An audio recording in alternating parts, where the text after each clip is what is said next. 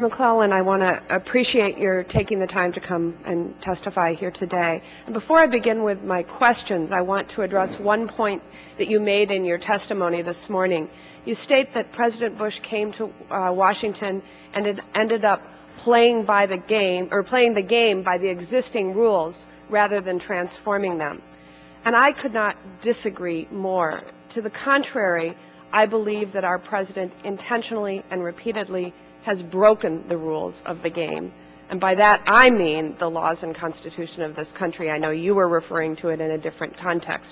I believe his conduct and that of the vice president raises serious questions in relation to some of the principal elements of our democracy, including transparency and basic respect for the rule of law. The more we learn about why Valerie Plame Wilson's identity as a covert CIA agent was leaked, the more serious the breaches of accountability appear, and the more interconnected the lies and violations of the American public trust grow.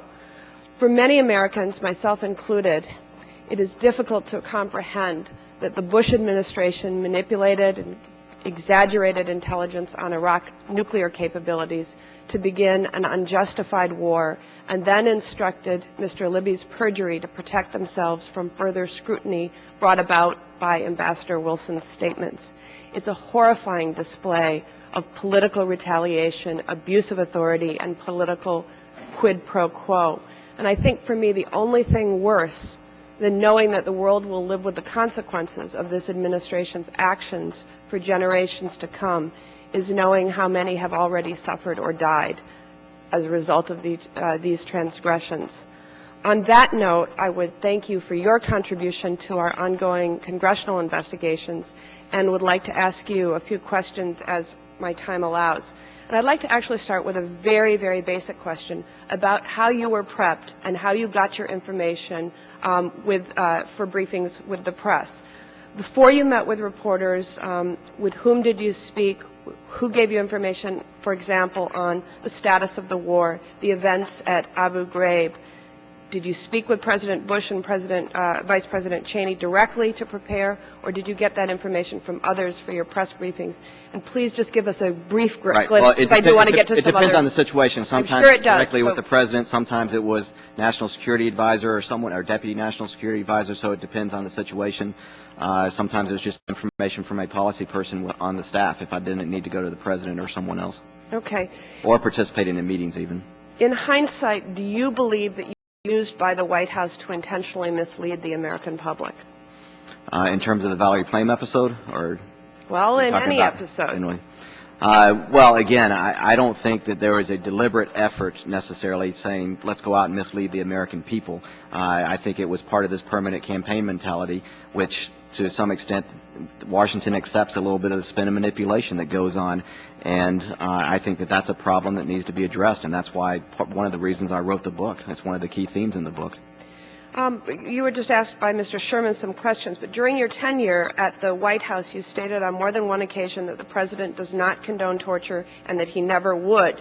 Yet you were at the White House when the accounts of abuse and torture of prisoners held at Abu Ghraib surfaced. And we now know you were also there during the time when secret legal opinions endorsing the use of torture on terrorism suspects were written.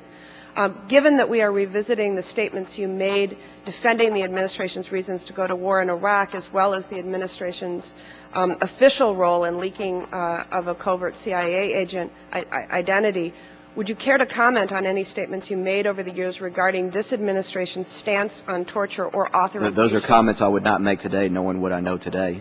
There was information that I did not know at that time when I was making those comments, and I was relying on the assurances from others within the White House staff. So during your time working for this administration, I ask again, do you believe that you were intentionally used by the White House to mislead the American public?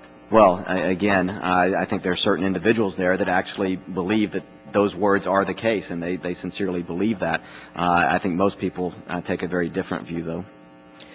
During your time working for this administration, did you ever observe any conversations or actions at the White House that you believe were in violation of federal law? No. And I would include in that obstruction of justice or perjury. Right. No, nothing that I would have had direct knowledge about.